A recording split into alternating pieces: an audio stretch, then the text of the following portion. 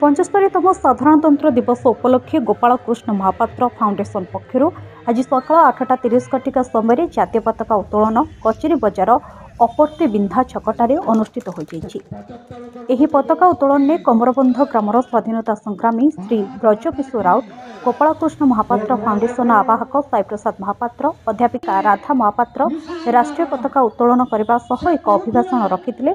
एथिसह सकाळ 9:30 घटिकार 50 metre lumbar जातीय पताका त्रिरंगा शोभायात्रा महताब छकठारू राजघर छक होई कचेरी बजार ठारे समाप्त होइतिबार देखिबाकु मिलिछि।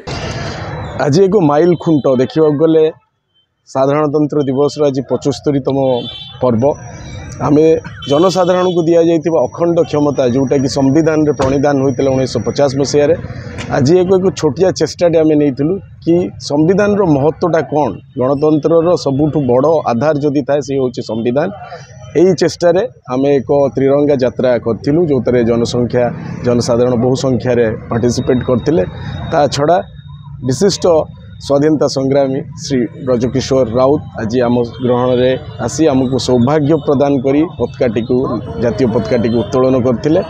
गोटे बड़ संवाद आम देवाक चाहूँ नुआ पीढ़ी कि गणतंत्र दिवस महत्वटा बुझंतु, कॉन्स्टिट्यूशन रे दिया हितिबा पावरटा को रियलाइज करंतु। ता सहित किसी कर्तव्य भी अच्छी देश प्रति तारी चेष्टार आम एक शोभा यात्रा बाहर कर। शोभायात्राटी महताब छकरू आरंभ होई घोषाला छक पुणी महताब छक दे कचेरी छक को फेरी आसते। भद्रकରୁ राजेश कुमार बाहुंतଙ୍କ रिपोर्ट ओएनएम न्यूज। संविधान रचना करिवारे बहुत कष्ट लागिथिला।